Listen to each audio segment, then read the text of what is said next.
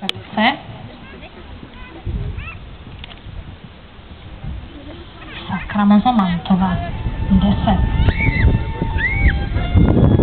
Mladý hřebec. Plemenitbě působí 4 roky.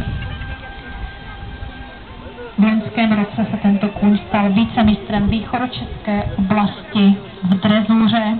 Účastnil se také mistrovství České republiky v jízdě v dámských sedlech a byl součástí různých barokních vystoupení, které připravil tým Národního hřebčína Kladruby nad Labem. Velmi elegantní předvedení.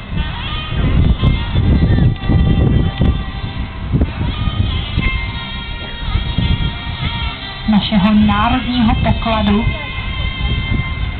národní kulturní památky, starokladrubského koně, který se dnes chová ve 2 barevných variantách, černé a bílé, si máme možnost vidět